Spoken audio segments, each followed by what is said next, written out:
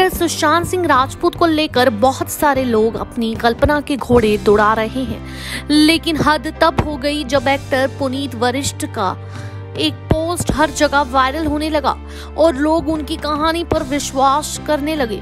Fans का कहना था कि पुनीत इंडस्ट्री के हैं, इसलिए उन्हें ज्यादा चीजें पता होगी। पुनीत इस कहानी के मुताबिक सुशांत की कहानी के 3 वाहक हैं। सूरज पंचोली, सुशांत के मैनेजर और खुद सुशांत।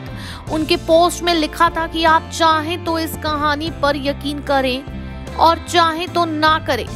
लोगों ने जब इस कहानी को वायरल करना शुरू किया तो पुनीत ने 30 तारीख के अपने इस पोस्ट पर 2 जुलाई को एडिट किया और पोस्ट पर सबसे ऊपर फॉरवर्ड लिख दिया। क्या हम इतना ही गैर जिम्मेदार हैं, किसी की जिंदगी और मौत के बीच कहानियां गढ़कर उन्हें व्हाट्सएप पर भेजेंगे? और इससे भी ज्यादा गैर जिम्मेदार उन व्हाट्सएप फॉरवर्ड और आगे फॉरवर्ड करना। पुनीत के इस पोस्ट की किसी बात से हमारा कोई लेना देना नहीं है, पर उनके पोस्ट को हम जस का तस अनुवाद कर रहे हैं। पहले भाग में पुनीत ने लिखा, सुशांत सिंह राजपूत अपनी मैनेजर दिशा सालियान के बहुत करीब थे। दिशा सूरज पंचोली के साथ अफेयर में थी और इस बात का पता किसी को नहीं था सिवाय सुशांत के। दोनों इस अफेयर को छिपा कर रखना चाहते थे। भाग 2 में पुनीत ने लिखा, दिशा सालियान सूरज पंचोली के बच्चे के साथ प्रेग्नेंट हो गई थी, ठीक वैसे ही जैसे जिया खान प्रेग्नेंट थी। सूरज पंचोली को बच्चा नहीं रखना था और उन्होंने दिशा से ब्रेकअप कर लिया। इस बात को लेकर सूरज पंचोली और सुशांत के बीच झगड़ा हुआ और सुशांत सलमान खान की नजर में चढ़ गए।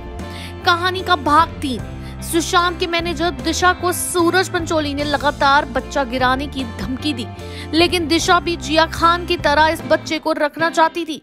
कहानी का भाग 4, सुशांत को दिशा हर बात बताती थी।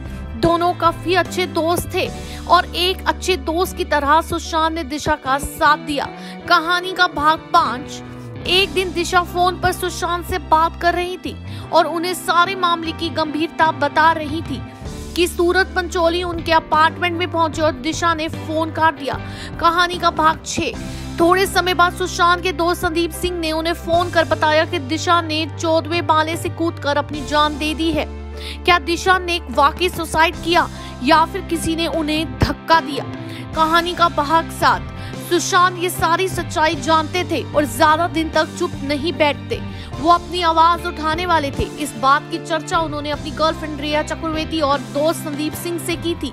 दोनों ने ही उन्हें मुंह बंद रखने को कहा था, लेकिन सुशांत इतने बड़े जुर्म पर चुप्पी नहीं साध सकते थे। कहानी का भाग 8, अब आता है इस कहानी का क्लाइमैक्स। रिया सारी बात महेश भट्ट से बताती थी और संदीप सिंह सूरज के इन्फॉर्मर थे। उन्होंने सूरज पंचोली को बताया कि सुशांत सारी बात लेकर मीडिया के सामने जाने वाले हैं। सूरज को पहले भी खूनी कहा जा चुका है और इस खबर से उनका पूरा करियर खत्म हो सकता था।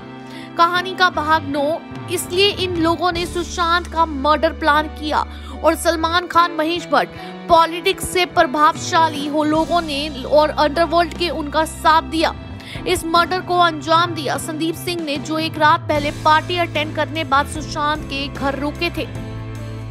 किसी चीज की हद होती है, वाकई किसी चीज की हद होनी चाहिए और इस हद के परे है। सोशल मीडिया पर ऐसी कितनी ही थ्योरी वायरल हो रही है जिन्हें सीधे साधे लोग पढ़ रहे हैं और मान भी रहे हैं। ये थ्योरी उनकी मानसिक स्थिति पर असर डाल सकती है। उम्मीद करते हैं कि लोग अपनी जिम्मेदारी समझेंगे और इस तरह की वाहियात कहानियां बोलना और लिखना बंद करेंगे। एक आदमी की मौत का तमाशा बन चुका है और इसे कभी और कहीं बंद होना ही होगा। ऐसी खबरों से जुड़े रहने के लिए देखते रहें नेक्स्ट 9 लाइव रिपोर्ट्स और मैं हूं आपके साथ साधिका कौर।